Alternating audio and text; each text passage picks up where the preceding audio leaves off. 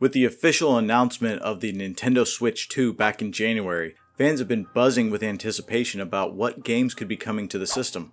One of the most highly hoped for titles was a brand new 3D Legend of Zelda game, something that would continue expanding on the version of Hyrule introduced in Breath of the Wild and Tears of the Kingdom.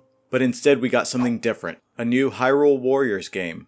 This one is set even further in the past, before the founding of Hyrule itself, during the Imprisoning War against the Demon King Ganondorf. Now don't get me wrong, I'm excited about this release. The story in the Tears of the Kingdom felt a little lackluster to me, and this game is a great opportunity for Nintendo to fill in some of the narrative gaps. Still, many Zelda fans were hoping for a teaser or even a glimpse of the next mainline entry in the series. Today I just want to talk about what the next Zelda game could look like, what it might be about, what features it could include, and what fans are hoping to see. Now, while I personally love the open world freedom of Breath of the Wild and Tears of the Kingdom, where you can pretty much do anything at your own pace, I do miss the more structured, linear style of earlier Zelda games like Ocarina of Time and Majora's Mask. Back then, the player was gradually introduced to Hyrule, often through a controlled tutorial area like the Great Plateau or the Lost Woods. After that, the world opened up, but there was still a clear progression. You couldn't just scale a mountain and bypass everything, you had to earn your way through the world, gaining new items and abilities that unlocked new regions and secrets.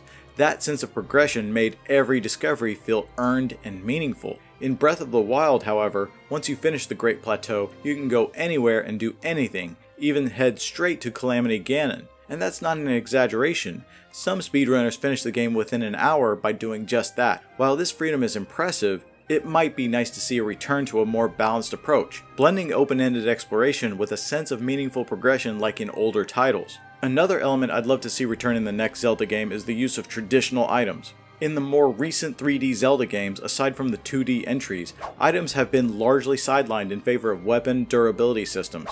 Even the Master Sword can break after too much use.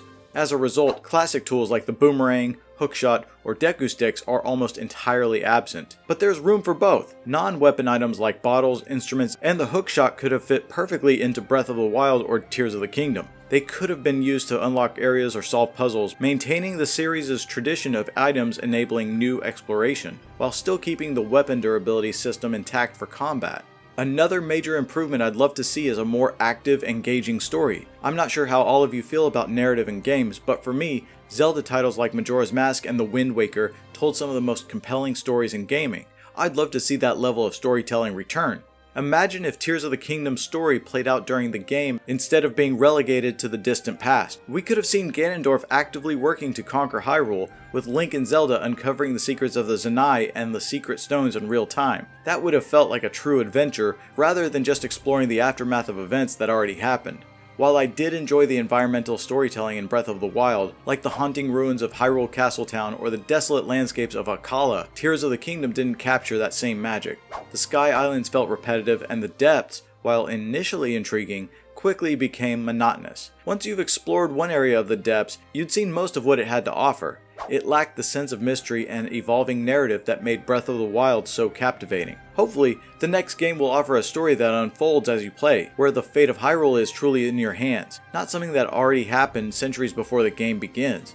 So to sum it up, there are three major things I'd love to see in the next Zelda game. 1. A better balance between open world freedom and classic progression. 2. A return of traditional items that enhance exploration and puzzle solving. And 3, a more active, engaging story that unfolds as you play. What about you? What do you see in the next Legend of Zelda game? Did I miss anything that you think is important? Let me know in the comments, and don't forget to like and subscribe for more content just like this. This has been Danny with Game Domain.